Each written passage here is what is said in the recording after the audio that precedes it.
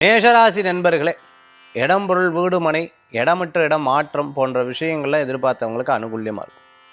ரொம்ப நாளாக இருந்தால் மனக்கவலைகள் கொஞ்சம் கொஞ்சமாக தீரும். பலவேறு விதமான யோசனைகள் மனசில் இருந்துன்னு இருக்கும். நம்ம செய்கிறது கரெக்ட் தப்பு இதை மட்டும் நம்ம பிரித்து பார்த்துட்டோம்னா தெரியும். தப்பான விஷயத்துக்கு எவ்வளோ பெரிய தப்பான நேரமாக இருந்தாலும் நான் போக மாட்டேன்.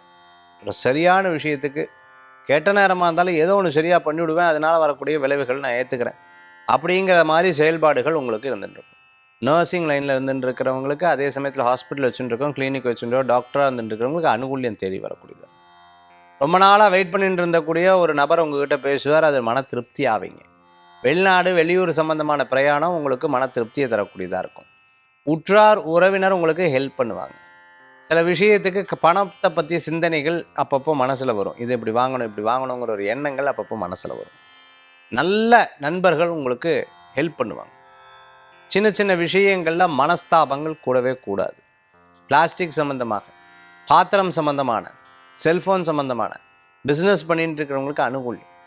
டெலிகாம் சம்மந்தமான விஷயங்கள்லாம் பிஸ்னஸ் பண்ணுறவாளுக்கு வெற்றி உண்டு. ஒரு தொழில் பண்ணுறதுக்கு முன்னாடி அதை பற்றி தெரியாமல் பண்ணக்கூடாது.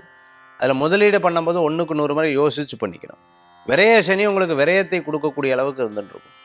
அஷ்டமஸ்தானாதிபதி 12ஆம் இடத்துல இருக்கக்கூடிய அந்த காலகட்டத்தில் அப்பப்போ சின்ன சின்ன விஷயம் அவசரப்பட்ட காரியம் நடக்காது. அவசரத்தை தவிர்த்து கொள்வது நல்லது. இன்றைய தினத்தில் வழிபடக்கூடிய தெய்வம் மகாவிஷ்ணு வழிபாடு, வெற்றி வழிபாடு.